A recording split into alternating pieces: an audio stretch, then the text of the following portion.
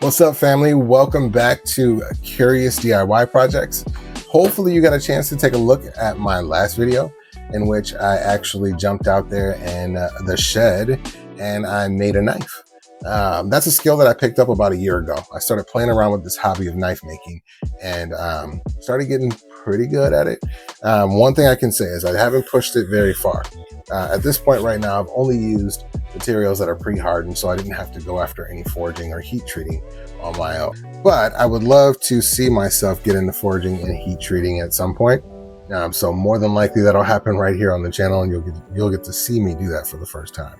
What I'll be doing on this channel is pulling the knives that I've already created and showing you showcasing my skill and how it's developed along the way. So I will show you the ugly. And when I say ugly, I mean some of these shards of metal are prison shows. And I'll show you those ugly, and I'll show you how I kind of progressed and got a little bit better to the point where I feel pretty confident that this knife that I produced for you in the last video is actually a pretty solid build. While there are refinements that I would love to make, I would say that this is something that I can really truly be proud of. And I would love to learn a little bit more and probably refine this blade over a period of time. But without further ado, let's get into this blade. All right, guys, so here's the blade. This is the finished product of the video that I already posted. So if you want to see how it was made, feel free to jump back and you'll see how I came all the way from a saw blade to this. But what I did was I took a 10-inch table saw blade, and from that 10 inches, I took about 8.5 inches out of the middle there. And I'm going to measure it again just to make sure that I'm not lying to you there. But looking at that, it's just under 8.5 inches there. So I've got an 8.5 inch knife. The blade, let's get back to the measuring one more time here.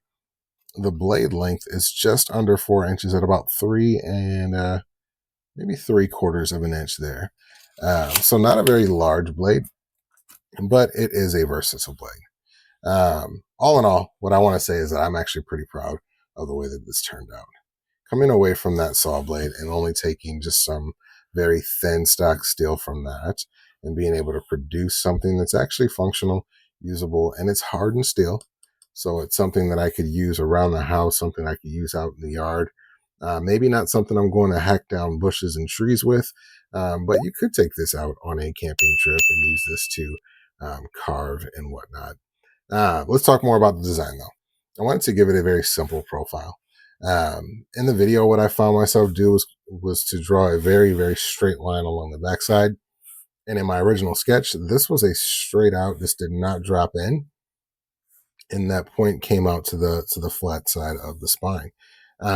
But there was a little defect, and what I failed to see in the design process was that there was a small little, looks like a heat relief hole on the blade that actually found its way into my design.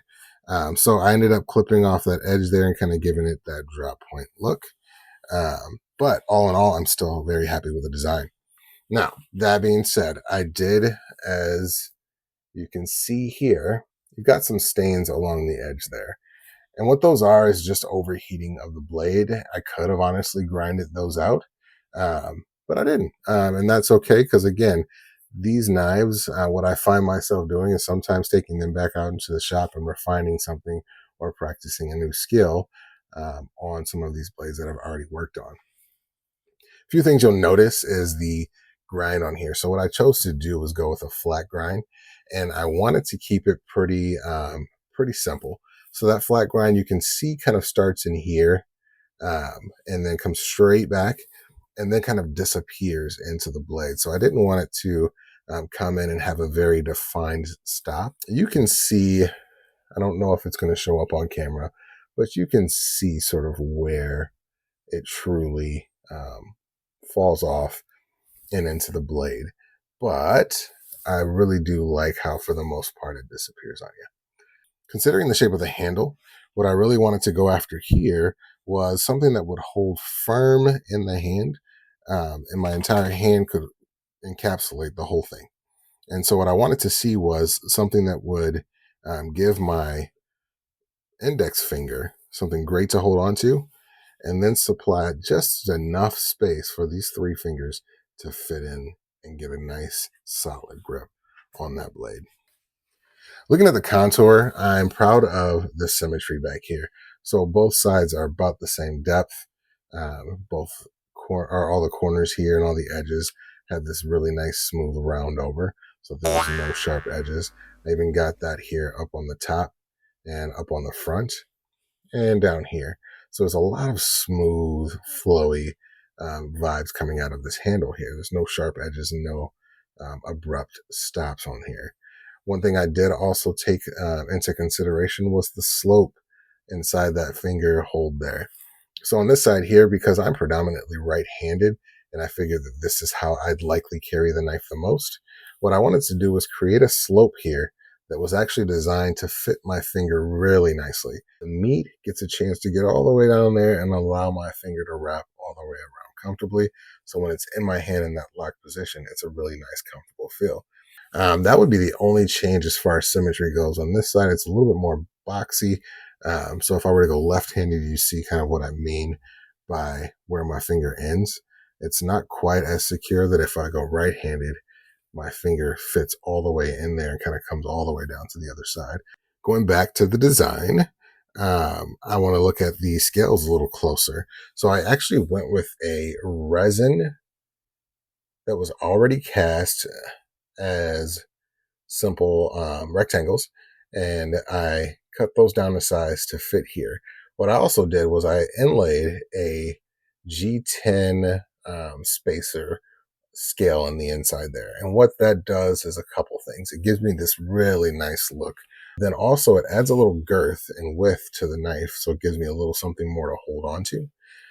While at the same time, because this resin has some clear see-through points here, that white that you're seeing right in there is actually the G10 liner that's inside there, that's showing all the way through. Another fun design element that I'm happy I went with was the brass pins. The brass pins, I think, here pop. What also is nice about it is it gives it a more vintage, nostalgic look. So looking at the shape of the handle, this is a much more vintage cut on the handle for the design. But then also looking at those pins, having those brass pins in there really gives it a sort of old school vibe. All right, guys, so before I run away, I do want to give this a quick sharpness test. You're probably looking at it going, all right, big whoop. He took a saw blade, cut it up, and then threw some handles on it and some glue. But is it a knife? Guys, this is actually hardened steel.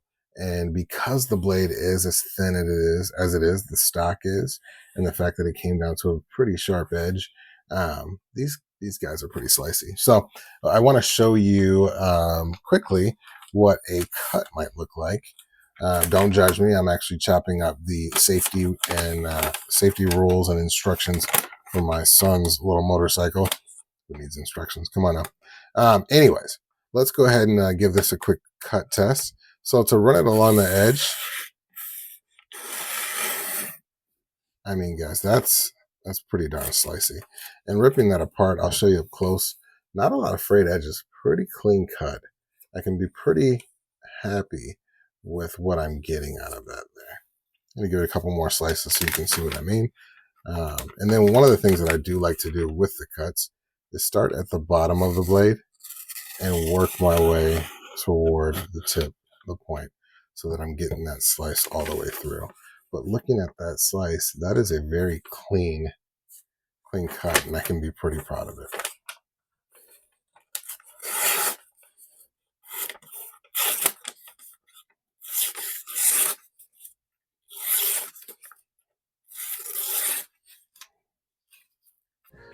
Again, I can say I'm proud of what I produced here, and this is really not bad for a beginner.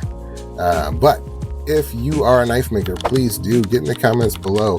Let me know what you see here that I might be able to improve. Let me know what you see that I did really well, and help me celebrate my victories. But again, this being a hobby, I just want to see myself grow in this space. So if there's something that I can learn, please, please, please share it with me so that I can put it into work on my next one.